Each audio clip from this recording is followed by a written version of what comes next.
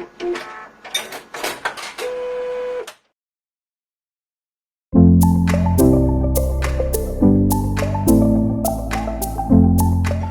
today what I'm going to do is I'm going to have a look at the Lightroom Print Tab for you. Now, I've looked at the Photoshop Print Tab in one of my other videos, so I thought for all you Lightroom users out there, it's only fair I go through the Lightroom Print Tab. Before we get started, let me just take you through all these little boxes and things and all these menus we have within the Print Tab.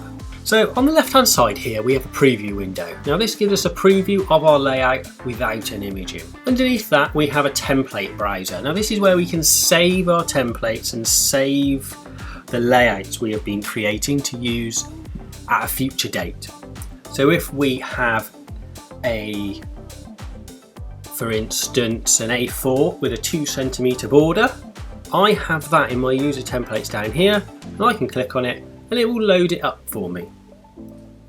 Now underneath that we have a collections tab. Now this is where you can go into your collections you've made within the library tab and just quick access, so you can access the folders that you're needing. Now under that we have page setup and print settings, which I will go through in a minute because we do need to use both of those to be able to print. On the right hand side we have our layout controls and our margin controls, and also if we scroll down we can add identity plates and things. I will go through all these in a little bit more detail in a minute. Now in the print job tab, this is where we can add our custom profile and things and make adjustments to the print as well if we need to. So that's a very quick overview of everything that's on our screen. Now let's go a little bit more in depth. So first thing we need to do is we need to decide on what size of paper we are going to print this image on. Now I click on page setup down in the bottom left here and it brings up this page setup box, and in here we can select what paper we're printing on. So I'm going to be printing on A3. Now if I just select A3, it is going to apply some margins, as you can see here. If I just hover over, I don't think it's going to let me select them, but you can see here just to the right of my cursor it comes up with a little box. It gives you the size of A3. Then underneath it says there will be a printer margin assigned to this. The problem with that is if you're going to be printing accurately and your framer or you've got a mount, say, that is exactly 20mm a border all the way around, and you need that to be exactly 20mm, you're going to have to do 20mm minus the 2.96 to get an accurate reading. So what I do is I always select borderless in here, because then that will print edge to edge. We're not going to be printing edge to edge because we're going to be putting a margin round. However, if we print borderless, that will keep those dimensions for us. So if we want a 20mm border, if we print borderless, we have a 20mm border.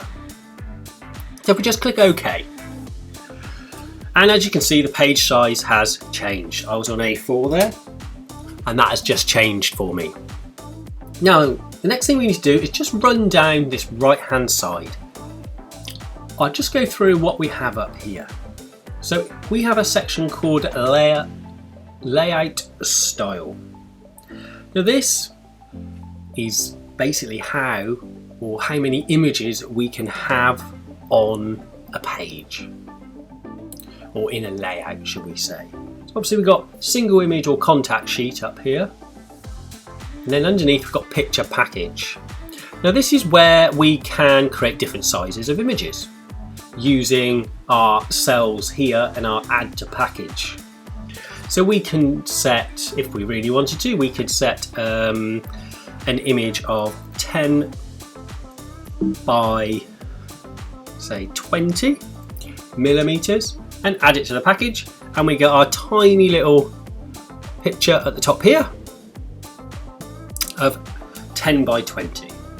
Now there is a few presets in here, and these are all in millimeters, these sizes here.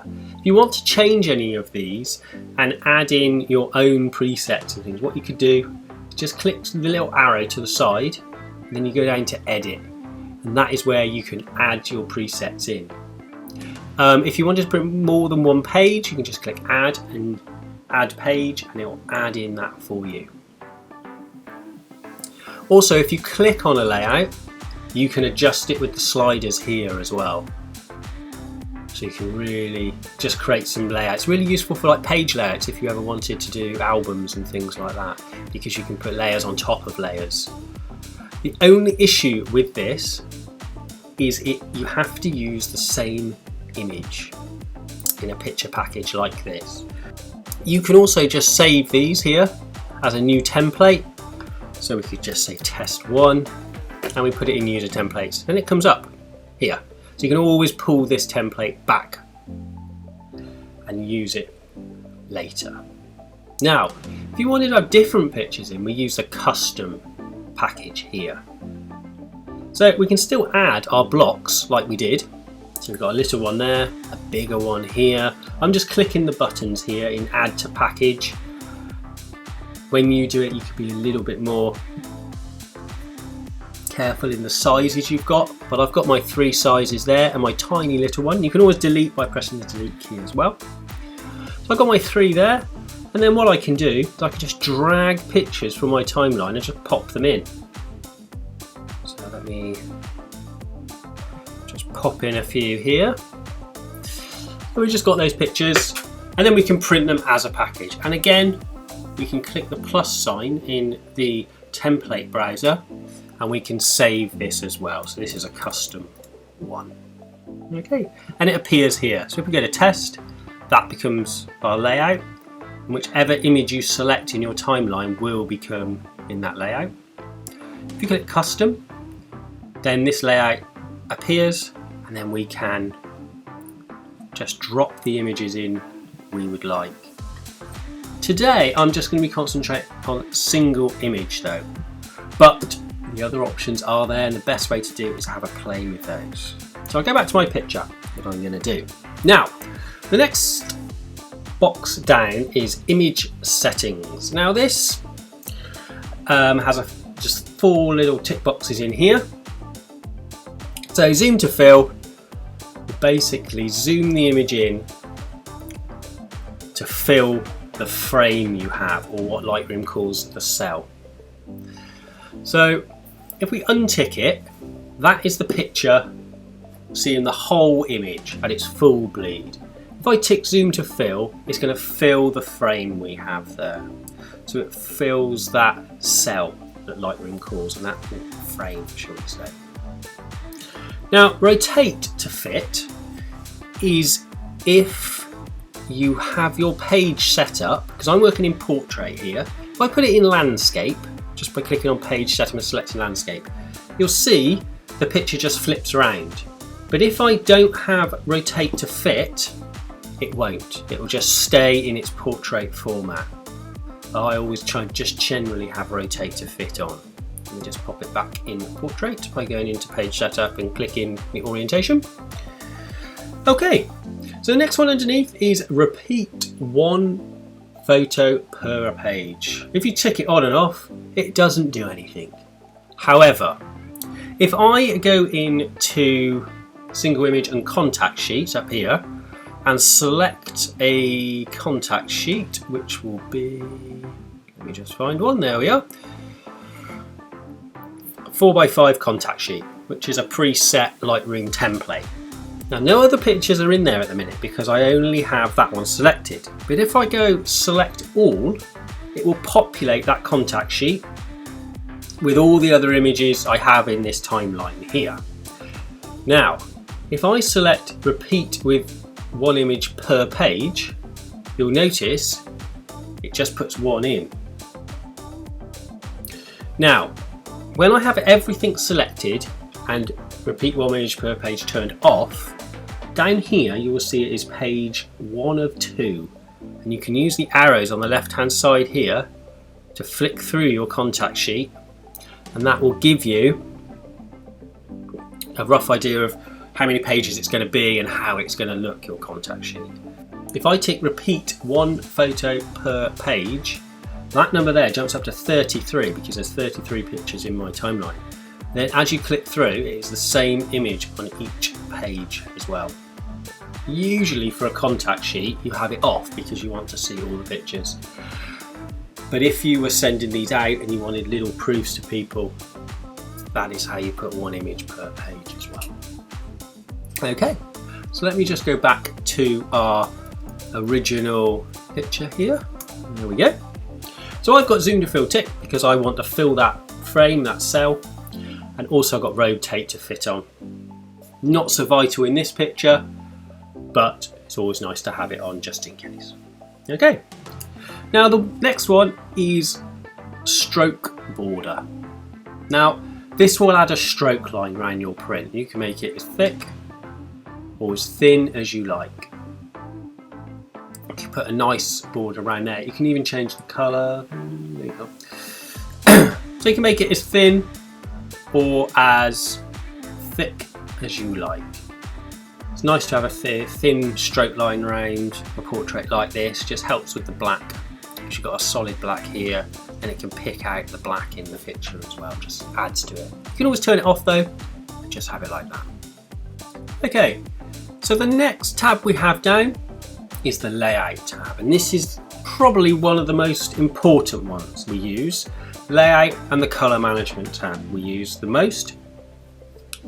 This helps you to basically put the picture on the page where you want it to be. So you can apply margins in here. You can put a grid in there if you wanted.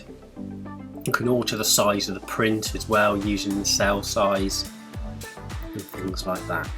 So first of all, let me just talk about the cell size. Now the cell size is basically the frame in which your image is going to sit on the page. So it is, the cell is the size minus the margin you have. So I'm going to set the margin to 0 just to show you. So at the minute we've got an A3 page here, and in that we have an image that is 297 millimeters by 210 millimeters. So it's A4, and it is sat in the page here. Now if we wanted this image to be A3, we just slide these all the way up to the top and make that cell nice and big. And now we have a cell which is 420 millimeters by 297 millimeters, which is A3. And that is at full bleed. As you can see, I've selected borderless, so we have a full print here. Now, if we wanted to add a margin to that picture, we go up to margins, and in here, let's add a 20 millimeter margin. So I'll just put 20, go down to the next one, select 20, down to the next one, select 20, and then you put 20 in there. And now I have a 20 millimeter margin or border all the way around this print. And you'll notice that our cell size has changed because it has taken the 20 millimeters off each side, which is 40, and it's just minused off our cell size here. What you can do as well is also reposition the print. So if I take these back down to 0, you can reposition the print using the margins. So say we wanted that A4 print, let me just put the sizes in. So we want an A4 print, so we put the sizes of A4 in on an A3 bit of paper, but we want it up the top. What we can do is we can move it by using the bottom margin. We can actually move it up and down and kind of position it where we would like it to be in the page. We can move it left and right as well to where we'd like it to be, but at 0 it is always going to be on the center. You can also apply a grid as well, so we can have, as you can see here in our preview, what it is doing. You can add a grid, and then we can repeat one photo per page, and then it will add those other pictures in for us. But what we're going to do is I want to just set these to A3. So I'm just going to put these right up to the top. So I've got an A3 page, And then I want to set, I'm going to set a 30mm border actually. So I've got a nice little bit of white around the edge there. Let me just tap that, there we go. Okay, so I've got my print there. As you can see, if I untick zoom to fill, there is just a little bit of crop involved in there to just make it fill that cell we need. You can, with that, also just move it, because it's cropped a little bit side and side. So we can just come over it, hold down and just move it from side to side to reposition and just kind of eliminate that effect of the crop happening on our picture. Next menu down is guides, and this is where we can put rules in there so we can kind of see what we're doing. We can put in the lines so we can see our margins and cell information, the dimension, the cell, we can see where it is on the page, and also we can put our dimensions at the top here. To be honest, I usually keep those off. Myself personally, I usually keep those off. I have put them on occasionally just to have a check of things and just make sure things, but usually this is pretty accurate in here. Page background color. Now we can turn that white and we can put in a background color. We can click on it and we can just change it and we can make it any color we want effectively. So we can just go through, make it blue, we can make it purple, we can make it black and white, anything we want. Okay, underneath we have identity plate. Now this is where you can put a name, a copyright information, etc. The identity plate is set up in your preferences menu at the top here. It says identity plate setup. And as you can see, we've got a Fotospeed one, but we can set up anything we'd like in here. And you can add that to your print when you put it in. And you can put it down here, or we can move it around as well. You can just drag it. You can make it smaller, you can make it bigger, you can just have a right play with it and just see. Really useful if you want to copyright an image or you're doing a show and you want to publicise your work. You can put your name and logo on a picture so people know what it is and who made that. Okay, let me just turn that one off. Okay, watermarking. This will add a little logo or a watermark to your picture. And you can set this up by going into edit watermarks, and then you can add a picture. You can add just text if you wanted, and then you can set where it is. So you can put it in the middle, you can put it on the side, left side, right side. You can just put it wherever you want and it will just appear there. You see we got the Fotospeed one in there. So the other thing we have down here is page options. Now this, with a few little options in here, we can put page numbers on. So down here in the bottom right, you'll see I have a number 1 up here. Now if I turn that off, the page information, this will give us basically the profile we have selected and which printer it was printed on, if there's any sharpening, etc. in there. Something I've never used these, to be honest. Crop marks, I have used these. Now this is if you wanted to cut the cell out. So we can put crop marks in and it puts outward crop marks on.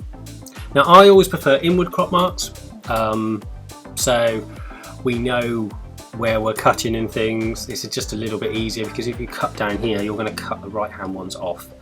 But still, it has its place and they are for use. They do have their uses. Okay, the other thing we have here is photo info, and this is where we can put a file name at the bottom. It pulls all this data off of the metadata. So if there isn't anything in there, like in here, I don't have any exposure information, it will just leave it blank.